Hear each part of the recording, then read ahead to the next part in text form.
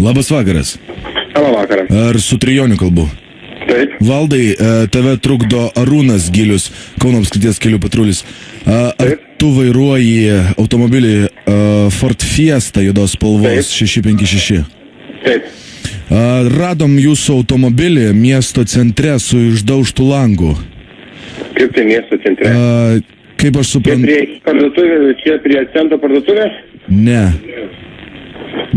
Čia netoli Laisvės prie Papadžias, kur yra. Mašinas yra prie... Dabar taip, klausyk manęs įdėmiai. Kur čia tavo automobilis? Ford Fiesta juoda DJM 656. Taip. Numeris. Kažkur 92-93 metų, ne? Taip. Tu pats gyveni Gryčiupio. Prie Molo. Supratau.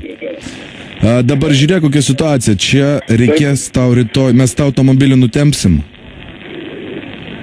Tau reikės rytoj atvažiuoti pas mūsų komisariatą, jį atsiimti, už atsiėmimą bus apie 200 litų čia už stovėjimą per naktį. Taip, tai aš galiu šiandien pat atvažiuoti. Dabar jau užsidarė yra. Užsidarė yra. Tai va, ir man reikės taip pat, tu pareiškimą rašysi, aš spėju vis tiek dėl draudimo. Taip.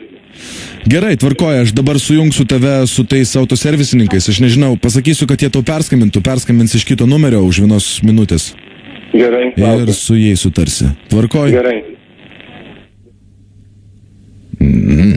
Hold that sucker down, kaip sakant. Tai pasukėm iš kito telefono numeriuko ir, kaip sakant, barškink toliau.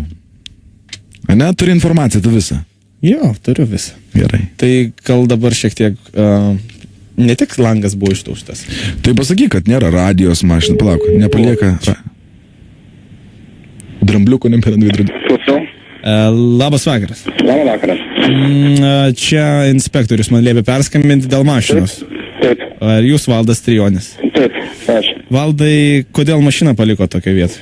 Na, šiaip mašina buvo prie parduotuvės centras Gryčiupio gatvėje.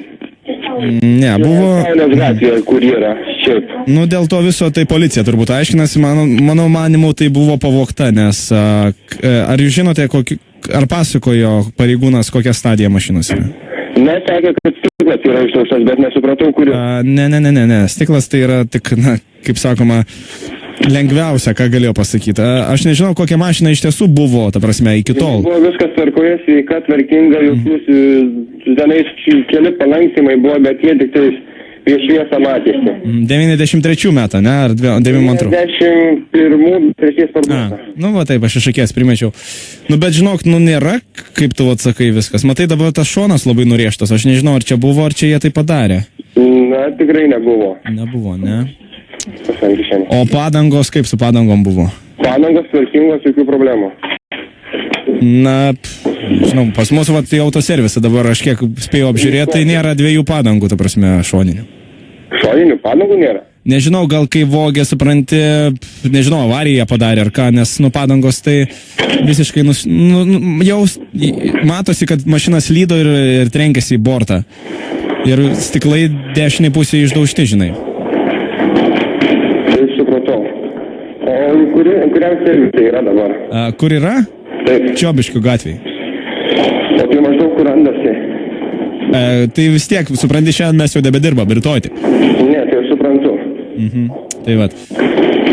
Kur tu bėgi taip dabar? Ne, tai aš dabar varu pasižiūrėti prie centro parduotuvės, pasitikinti dar. Tu netikė. Na, tikėtai tikiu, bet... Pasitikrinimas sprenda nieką neduos. Taip, tai Valdai dar vienas svarbiausias dalykas. Įdėmiai klausyk. Įdėmiai. Taip. Zip FM.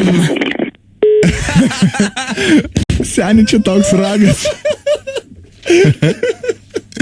Padurtas jis yra.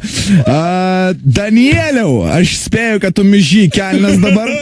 Čia gerbiamas Danielis mums atsiuntė šitą telefoną. Jisai ne vienas sėdi, nes sako, dabar sėdėm ištempę ausis ir laukiame. Tai kebra turbūt dabar... Aš manau, kad jūs sulaukėt. Sisioja, tik kelnes, kaip jo, tai vaikai. Savo kauniečiai draugui Valdai būtinai perduokit linkėjimus nuo mūsų.